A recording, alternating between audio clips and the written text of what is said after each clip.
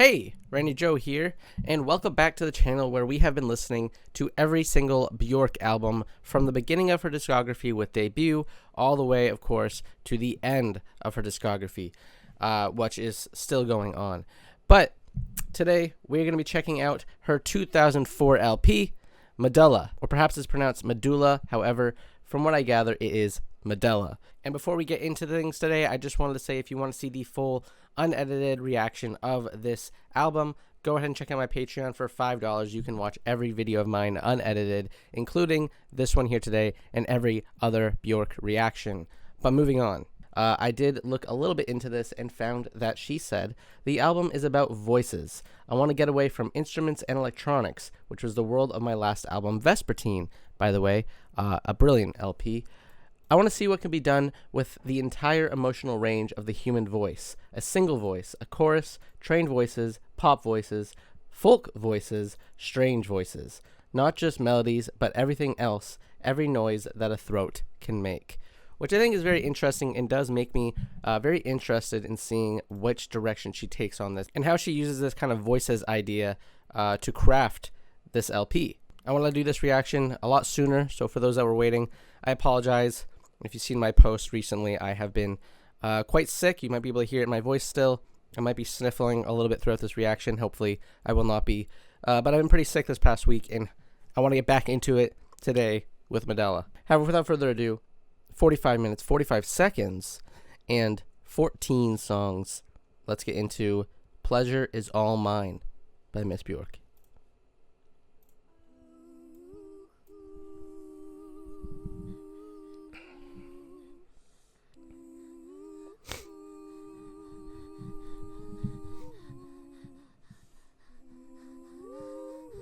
Right off the bat, everything we're hearing is so far vocal.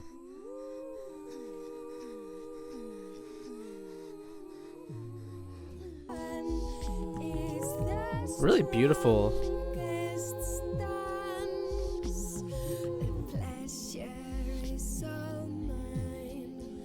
Almost choir-like opening.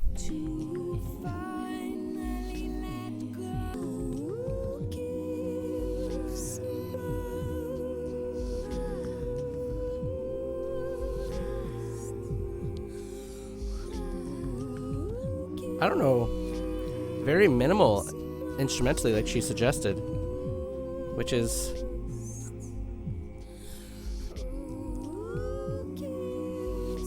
quite a beautiful, almost ambient feel to it, given its minimal approach.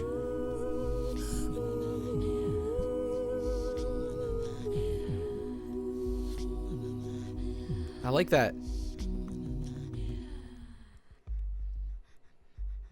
That raspy breathing vocal on the left here.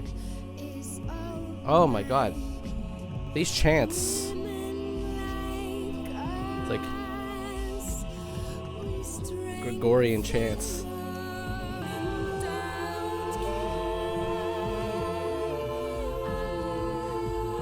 Even these hums in the background kind of making up a bass or something. A bass line. Very Accapella.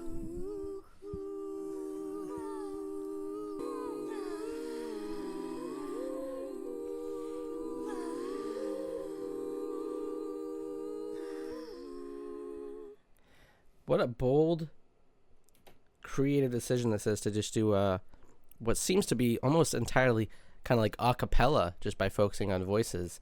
Very Pitch Perfect coded, which, by the way, Pitch Perfect 1, fantastic movie, and I think a little bit underrated, to be honest. But that's what this is giving me, and I love the direction. It's very bold, it's very unique, it's very theatrical, such a operatic kind of opening in a way, or very anthemic, maybe. Here's Show Me Forgiveness. Show me forgiveness for having lost faith in myself and let my own integrity perhaps like a touch of religion too coming into this, again, very minimal religious kind of experience instrumentally. Here she's speaking on faith, or just a inner belief of herself.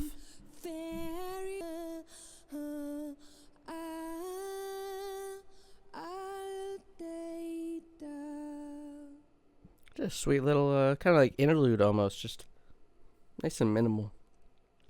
Here's Where Is the Line. Where is the line with you? Oh, Purse wide open. oh, almost like beatboxing. This. Oh my god, very odd. Cash and you. Where is the line with you? Where is A very majestic sort of with you? Where is the kind of growing sort of sound. Not sure how I'm feeling though about how, kind of minimal it does sound. I do feel like it's leaving something to be desired here. I want to be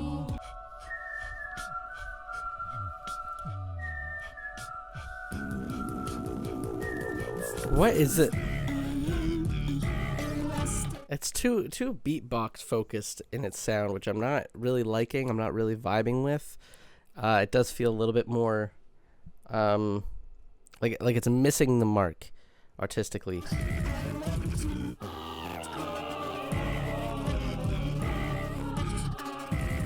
Oh. Or maybe this is getting weirder and weirder.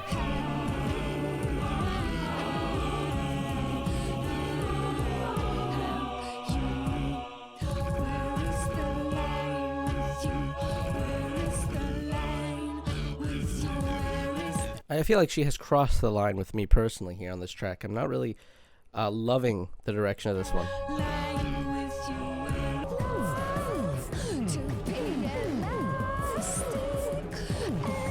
This might actually be her most bizarre LP so far, which is saying a lot given, homogenic, but I feel like this is really going from experimental music to just absurdism almost.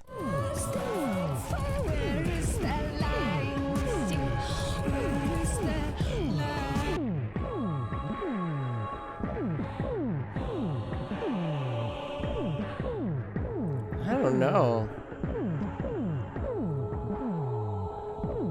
She's speaking on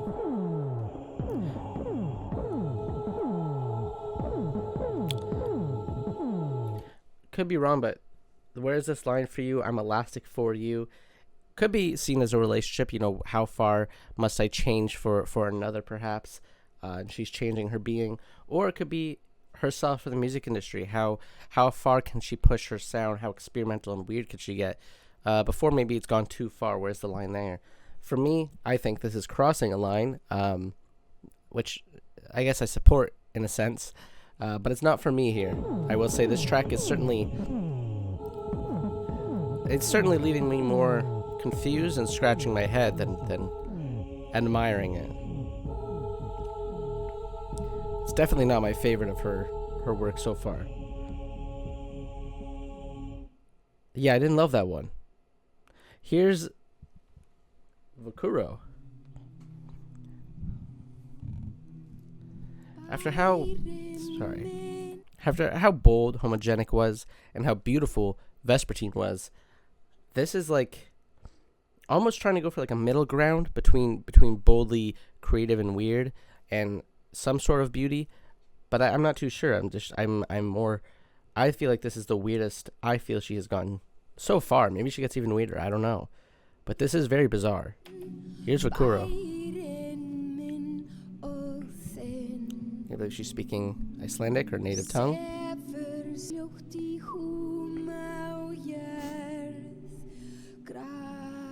I do love the kind of reverby background that is very angelic and very heavenly, obviously, going in terms of angelicness, but just sounds really beautiful and ethereal. I do like this one more than the last one. I think it's, despite not knowing what she's saying, it's very beautiful. It's very, almost haunting too in that background.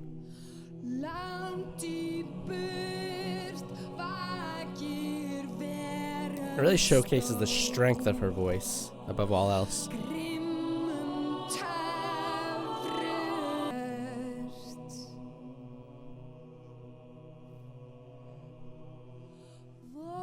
I love these. Those background chants are just gorgeous.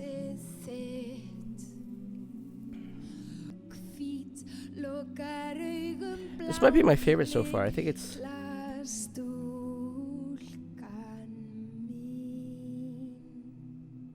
a great showcasing of her vocals. Just sounds beautiful.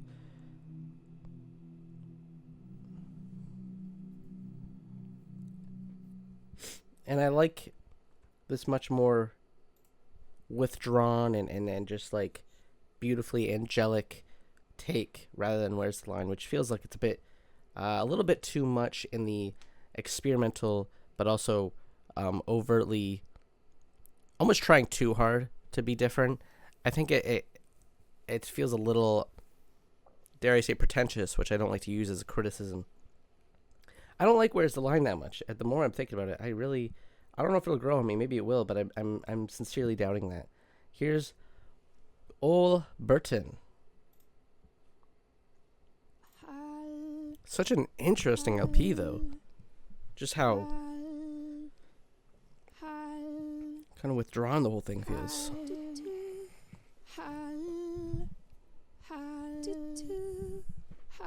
And a very interesting experiment for sure. Just voices.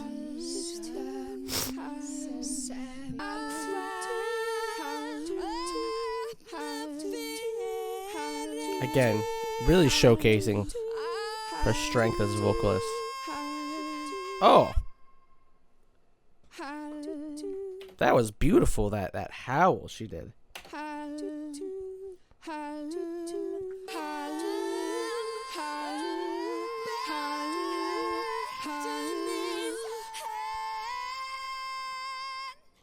Wow. Great vocally. Not much else to say about that one. Really just, again, showing off her different ranges, her different sort of, performance work. Here's Who Is It? Carry My Joy on the left, Carry My Pain on the right. What a title. That's a great title.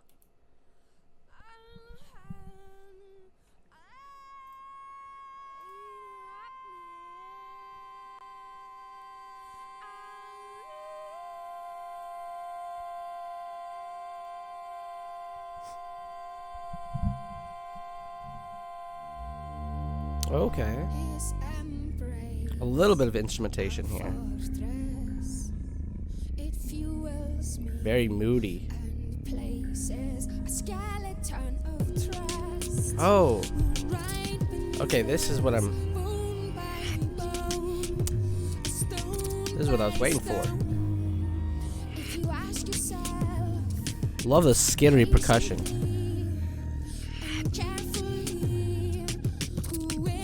I could be wrong here. The percussion might even be voices themselves kind of sampled and reworked to sound like a percussion. But it sounds fantastic. Very skittery.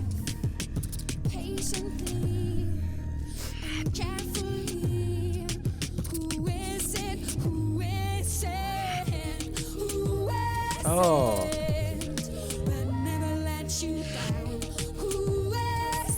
Love the unified voice here.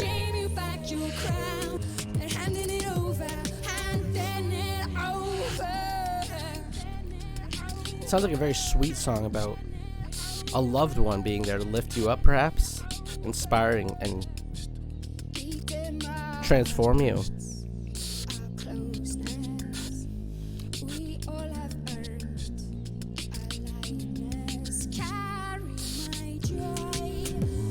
Carried on the left. On the right.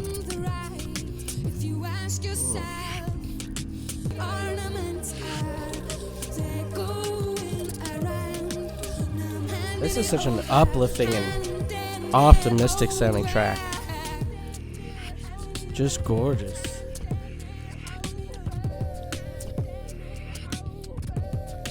What a great atmosphere and aura being created throughout this track. A nice slight glitchiness. Great percussion that definitely is vocals. It's like beatboxing, really. But in my opinion, done much better than the Where's the Line track.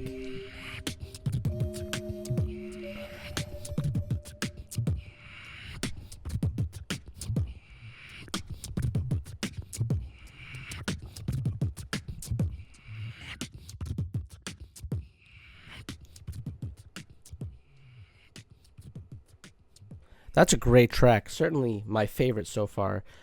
6 tracks in, I will say that was the first track to really wow me, really shock me, which doesn't bode well for the LP as a whole. But Who Is It is a really fantastic track, and I'm glad it's here because I was worried this whole album would be a little bit of a letdown for me myself personally. But that was fantastic. I love just the uplifting, inspirational nature of it all. Very optimistic. Here's Submarine. Oh.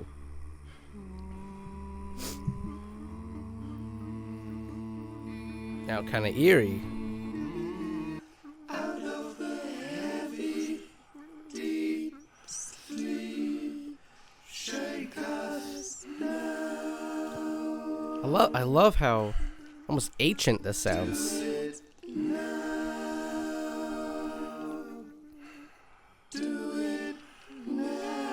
And primal in a sense. Shake us out of the heavy, deep sleep. Do it now. Go. That deep, growly hum.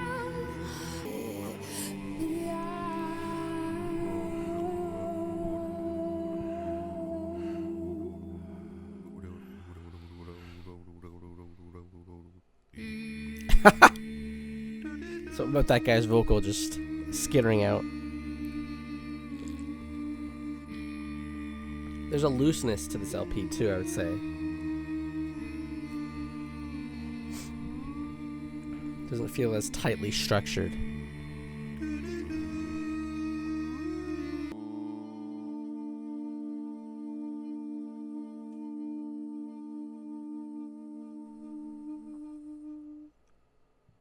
A nice one.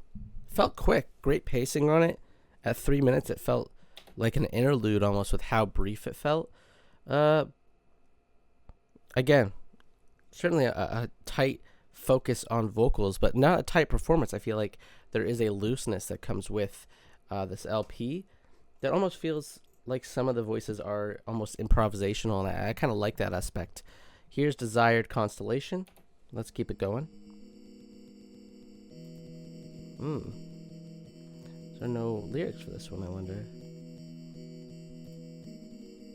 Just not on Spotify. I do like when the instruments do come in like this, where they're much more minimal, almost Vespertine-like. It's tricky when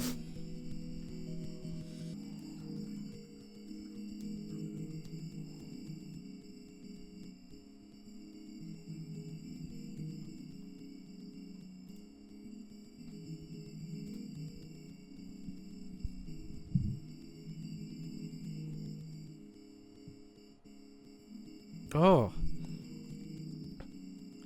It feels funny to react such a way, but I love how hard this minimal approach is.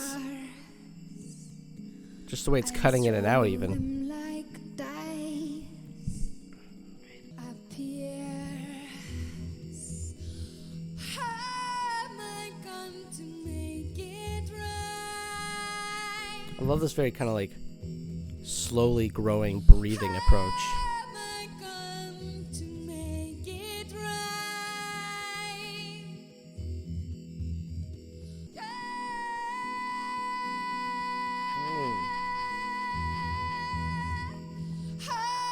Am I going to make it right? Still keeping those growls in check there. Soaring vocals in every direction.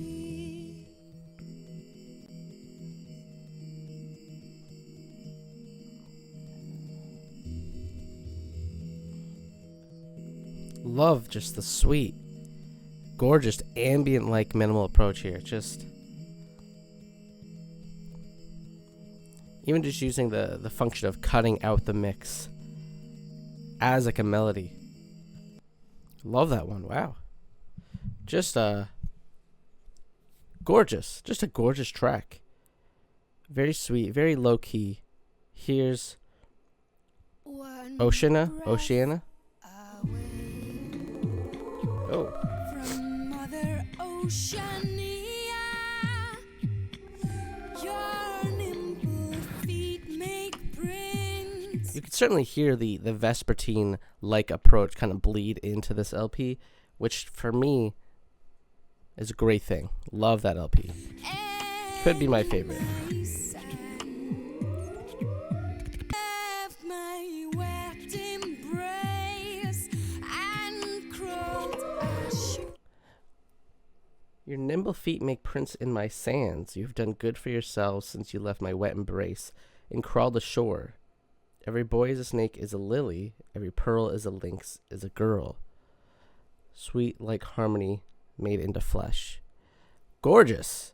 And I would imagine, especially as we dig even deeper into the lyrics here, I would imagine about being a mother. As far as I know, Bjork was a newly experiencing motherhood at this point. Just had a child of herself. Gorgeous.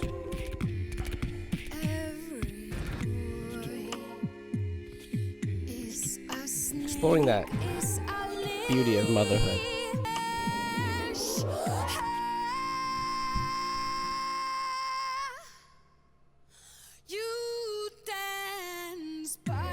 Oh, great use of space to cut out the mix.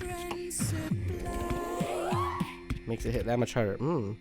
You show me Oh. continents. I see the islands. You count the center. Oh my god, what is going on here? The vocals, the playfulness with the acapella-like sections here, incredible. I can definitely see the Kate Bush inspirations coming in quite strong here. I blink my eyes, hooks. Her sweat is salty. I love those rising vocals. Oh my god. Huge crescendos in them.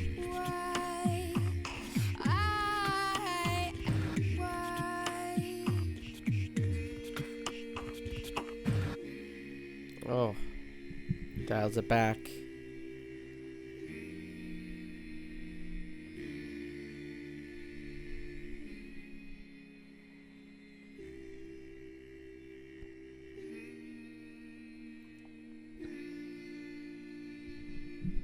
Beautiful, just beautiful. Great crescending vocals too. Incredible.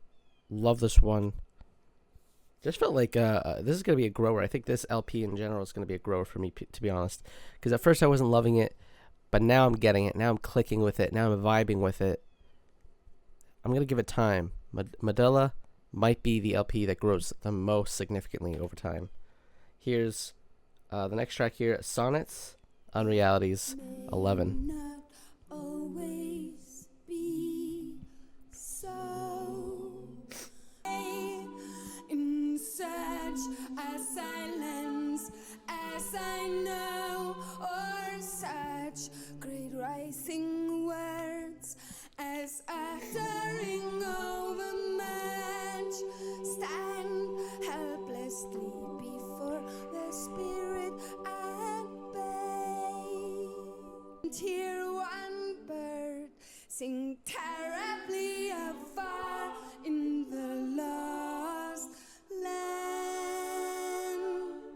I like that one. A nice sweet set of sonnets.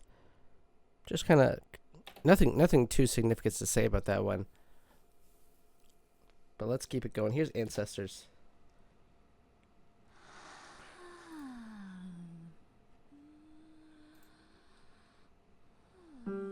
Oh, this one is gibberish and Inuit throat singing.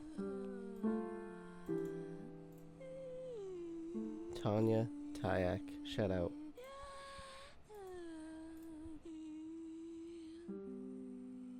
A fellow Canadian.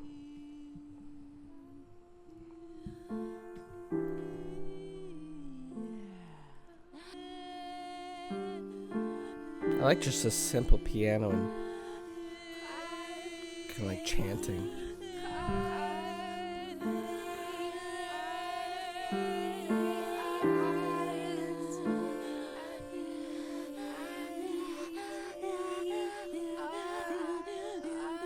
Oh. An urgency in this breathing.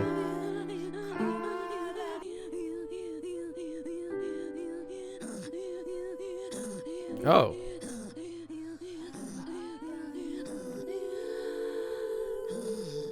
I kind of like this soft and rough pitch switch.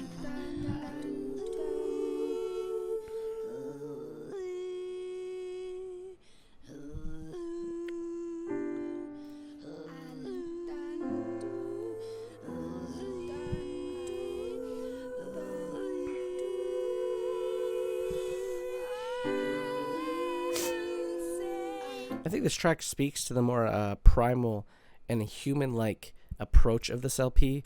Dealing with themes of motherhood, for example, throughout this LP feels very based in a sense of kind of natural being, which I feel like this track certainly captures. With a title like Ancestors, too, kind of almost feels like we are a journey backwards in time.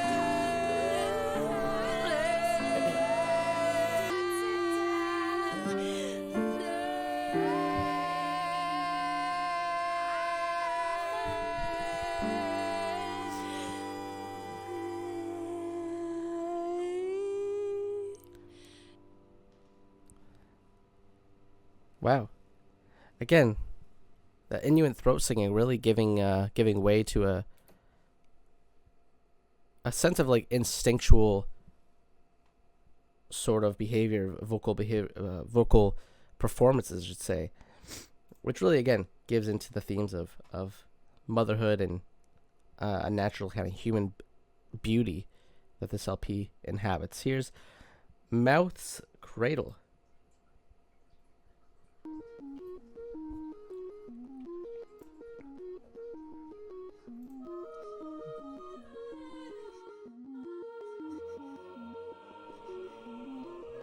Another track about breastfeeding. Again, a great theme of motherhood throughout this whole LP.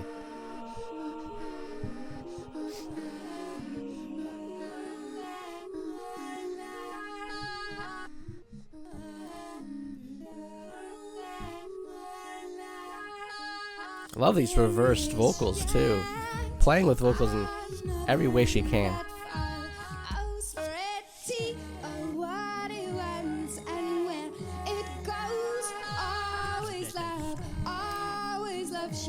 Again, I don't know if there's a single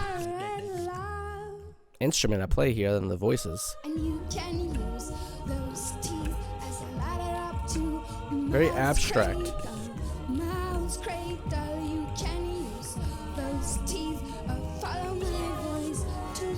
Not sure how I feel about her vocal performance here. Shockingly, she is kind of just rattling off the lyrics in a way that feels a little bit too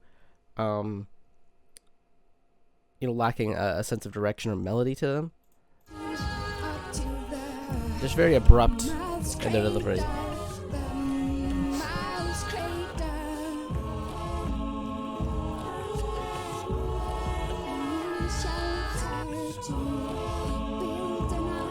What a crazy outro, by the way.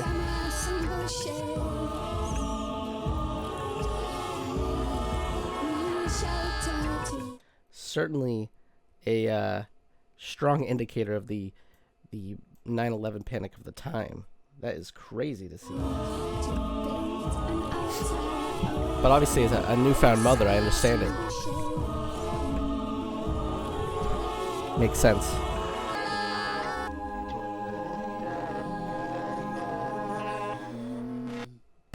Bold song, especially that outro. Very bold, very political, very protective. You know, like a nice defensive mother here throughout that track. Here's Midvik. I'm not even gonna try to pronounce it. I believe this is Icelandic. I could be wrong, but yeah. You could read it. It's a minute 24. It's a quick one. Another, perhaps, interlude of sorts.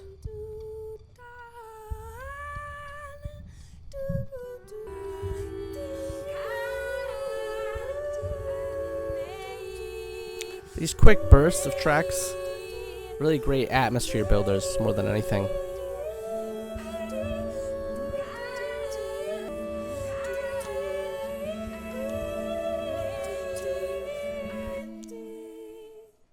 Just beautiful. I like that one. Very sweet.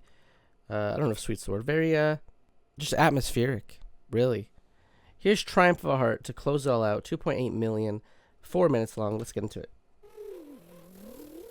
Some very, very interesting LP. I'll get into that in the roundup at the end.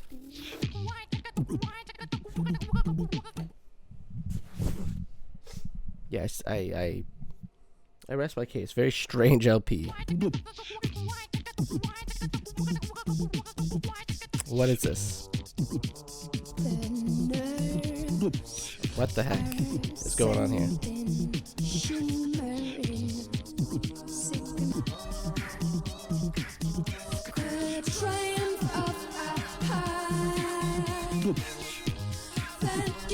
Love the catchiness of this one, despite being so bizarre. Feels like a really weird, kind of like video game soundtrack. Very like kind of glitchy and ahead of its time.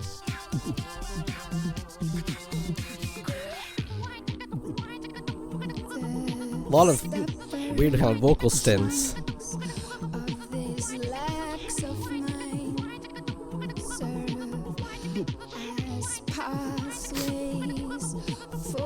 Love this weird repeating sample. It's so funny, but it's catchy, you know.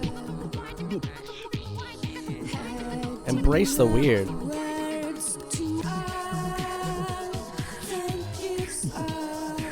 Surprisingly funky and catchy track.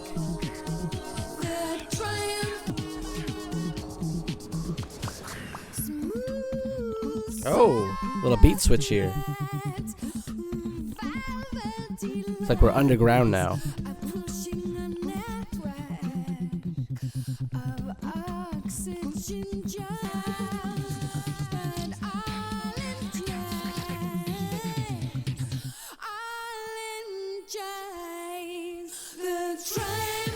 Oh. Love the way she splashes into it there. Very hard hitting.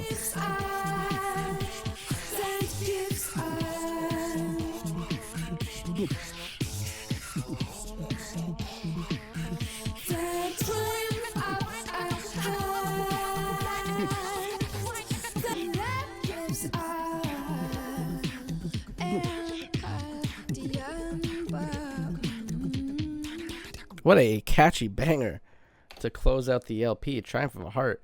Futuristic, glitchy, ahead of its time. Kind of has like a kind of like video game soundtrack ethos to it in a way, just in terms of sounding very kind of otherworldly and both retro and futuristic at the same time.